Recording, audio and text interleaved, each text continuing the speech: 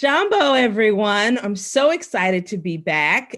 I am Misha, the founder of Jambo Books, and I'm so excited to welcome back Crystal Grimes, who is the Birth to Five facilitator at the Rollins Center, which is a part of the Atlanta Speech School. Crystal has been going through tactics and strategies we can use to be better and more effective readers to and with our children. And today we are on part 3 of the read strategy, and that is ask more questions. I'm going to turn it over to Crystal. Tell us all about it. Absolutely. Thank you for having me back. It is so exciting to be here. And as you said, we are going to jump into the A of the read strategy, which is all about asking questions. We already know research tells us as we use higher or more complex vocabulary, it actually encourages our children to explore concepts, to make predictions about the story or in real life, and to also problem solve. So that is super, super important. So let me share my screen. I just want to show a little visual of what we are talking about today with the read strategy.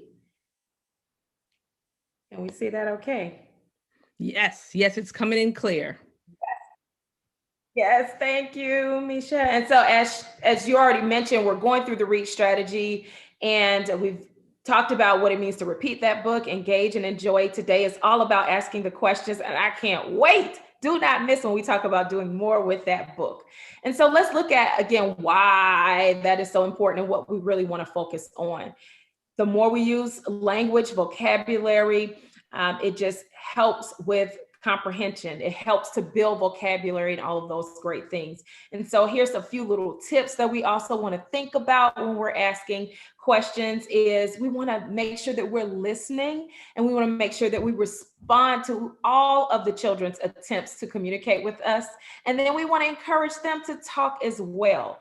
Asking questions is so important, and not only just asking questions, but even the types of questions that we're asking makes the conversation that much more meaningful. And today we want to jump into what it means to ask like open-ended questions versus closed-ended questions, right? So closed-ended questions usually just lead to responses like yes, no. It's usually 1 to 2 word responses, whereas open-ended questions allows the children to use much more vocabulary. And then we have a visual on the screen that tells us about what's maybe a little less powerful. And it's not to say that closed-ended questions are bad, but we're encouraging the use of vocabulary. So we just want to up the ante as much as we possibly can to encourage our children to use that language. So with that though, I want to get your help. Misha, could you help me out as we look at what it looks like to have open-ended questions versus closed questions? Can you help me with that? I sure can.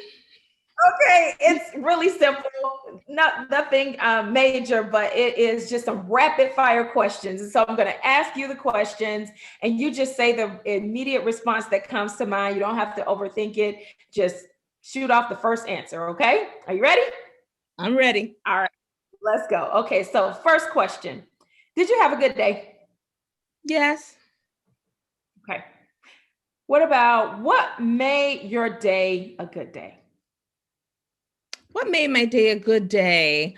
I finished a big project that I had been working on, so that makes me feel good. I'm finally making some progress.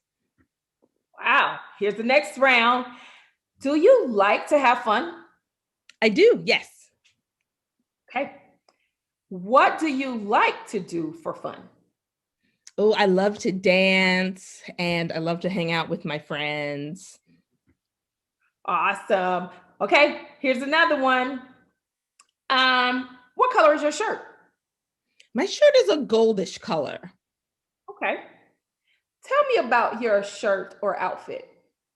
I really love this shirt because it's soft and a little shiny, and I like the neckline. Wow. One more. You're doing awesome. Where did you last vacation? Where'd you last go on vacation? Oh God, it was in before times. I think our last big vacation was to Panama. Panama. Okay. Tell me about your last vacation. It was fantastic. We got to hang out with family and we went to sort of the old part of Panama and saw a lot of modern Panama. And then we spent a whole week on a nice little beachy island in Panama that was just fantastic. And we talk about it all the time. Love it, love it, love it. That's it. So it was just modeling the Yep. difference between the close-ended questions versus open-ended questions. I tried to keep a tally of the number of words that you were saying. I lost count. You got so excited. You were sharing such amazing responses that I lost count. And that's okay, right? When we are having those conversations with children, especially around a story, it's okay. We want to promote lots of language and lots of turn taking, or as we call it, serve and return conversations around the story where you're going back and forth and you're talking about the world around them and what's happening in the story. And again, back to what I said earlier, you're allowing them the opportunity to make those predictions about the story, to problem solve, to talk about the characters' thoughts and feelings. That's what we want to encourage with asking those questions. That's so great. Thank you for that. Even though I knew what you were doing, I don't think about that when I'm trying to ask questions of my own kids. And so I'm definitely going to try and incorporate some of that when we talk about books and just about the day, because I'm, with a third grader now whose chief answers are yes, yes, fine. Absolutely. And you know what? I hear a challenge on the table. For those who are watching, try to ask at least 3 to 5 open-ended questions with your child and see what difference it makes. That's our challenge on the table. All right, I'm here for it. What, how, what? No, why? I messed up. What, how, and why? Got it. Yes. We're going to definitely use those. Absolutely. Absolutely. And I think you have a few questions for me. Let's dive in a little bit more. Yes, indeed. So when we're reading a book, and if we're starting to ask these questions, are there wrong answers? And if so, how would we gently point out that the answer was not exactly what we were looking for? Great question. Great question. And so I don't take it as an either or here. I take it as both, right? Like, so absolutely. There are going to be some times where kids may just say the wrong thing, and we can gently address that and keep the conversation going. So something more simple, right? Since I'm not actually reading a story right now, like if maybe you ask what color the flower is in the story, and they say pink, and you're like, oh, okay, it's acknowledging that attempt. Again, we said that, right? And acknowledge their attempt to communicate. And then we may just say, oh, that's green. Tell me about some other things that are green. Let's look at that, so you may gently address it, and I think there could be maybe more of a focus on the tone. If we're like, that's not pink, then that doesn't encourage conversations, right? We want to acknowledge their attempt and then redirect, if you will, in a gentle way and keep the conversation going. Now, here's the other side. Like I said, we want to keep it balanced. It's a both here, because sometimes they may say something and they may say a response, and it may be an opportunity to explore a little bit. So you may say something like, well, what made you think that? Tell me more about why you said that response or that answer. So again, it's about that conversation. We want to encourage them to talk about what's happening in the story. And we already said it, stories are a great way to introduce children to the world around them. So it takes it outside of that story and allows them to know that it's okay if I respond to something and someone's going to be there in my circle, if you will, to encourage my thinking, encourage me to problem solve and to compare and contrast, or to just dive a little bit deeper into whatever that topic or that question may be. Hey, so what do you think about asking kids to come up with alternative endings? Sometimes we'll read a book and it ends one way. What do you think about asking our kids, uh, how would you have ended it? Can you think of other ways the story could have ended? What do you think about that? I love it. I think that's another great way to allow for the use of great vocabulary. I think it is a way to build excitement and again, that love for reading. And you don't have to even wait until the end. You can ask even before you get to the end, what do you think is going to happen here at the end of the story? Allow them to predict, and then at the end, if, another way is when you get to the end and you see the end, you could ask, how else could the story have ended? What would happen if this happened instead? That's an excellent opportunity, again, to encourage conversation. Oh, I that love it. Oh, thank you. So here's another question. As I mentioned, my oldest child is in the third grade and she loves reading, but she's not a huge fan of math. But they are, of course, doing sort of reading comprehension within math in the form of word problems. And I'm starting to see how important reading comprehension is, not just for a test, but just for your life and for figuring out sort of these word problems. So how can we help our kids to really become good at comprehending and understanding what they're reading? Absolutely. Again, another great question. I love it. And it's pretty simple. What we're talking about, even with the read strategy and other concepts that we've introduced, it all helps to lay that foundation to help with building reading comprehension later. Think about it. The first visual that comes to mind, I even think I have a slide in, yep, a slide in here that talks about it. So this is like a house. When you think about a house, what's the most important part of the house? It's got to be the foundation. Be that foundation, absolutely. And so learning it, this is kind of like the same way with learning to read, or our foundation for learning in this picture here represented in a house.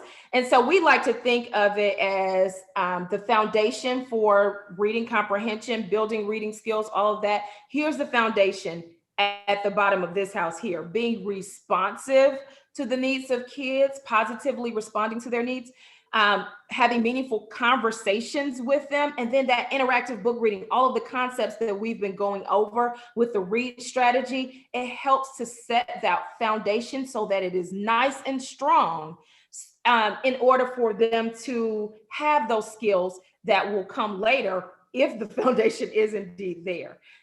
So all of what we're talking about, it just helps. And I know, again, just keeping that excitement towards our upcoming sessions. We have K-3 facilitators that are coming that will go more into more concepts and skills around comprehension. But this is the foundational time. This is what we need to do early, talking early, building that brain early, so that those skills will come easier with our children as they progress through school. Absolutely. All right. Well, thank you so much, Crystal. I do have one question now that sort of popped in my head as you were speaking. Sure. Is there a time when it's too late? Maybe you haven't been doing this with your kid as much as you wish you had, the talking. Is there a time when it's too late and you sort of miss the boat? Can you start at 5 if you hadn't been doing it before? Help parents figure out what to do if they haven't been, speaking to their kids in clear, recognizable language from the beginning. Yes, yes, yes, and yes again. I look at it like this. We can start now. We want to focus on what we want. And so, yes, there may be missed opportunities. I don't know one parent that would say they did everything the exact way they were supposed to do it at the exact time. So we're going to have those missed opportunities here and there. But when um, more of what to do to help build that language and vocabulary, start on it right away. You know, make sure that you're in communication with your child's teacher. encourage the reading at home, build that love for reading with the child when you know what the research is telling us. And that's really where we just want to focus our attention, and not necessarily always on what was lost, because we can't go back and reclaim time. But what we can do is look ahead and look at what resources are available for us. Even the local libraries, I love, that seems to be a thing of the past, but it's not. The libraries have evolved. And so just really tapping into the resources around us, and really just upping the ante, just using that vocabulary. And it starts with simple things, like we said, just conversations, right? Just talking, having those exchanges with our children, helping them to talk about the book and reading in a more interactive way, and just using the resources around us, and even human resources, like I said, too, whoever's at the schools or what have you, to really encourage us and to know what additional steps we should take if the child is behind. Absolutely. Oh my gosh. Well, thank you so much. And I'm going to let us go out on that hopeful note. It's not too late. We can always get better, just like our kids can always get better. Thank you so much for your time today, Crystal. And we are looking forward to talking to you next time about the D in read. Do more. More. Ask the open-ended questions. Don't forget. That's right. All right. So much. Bye. Bye.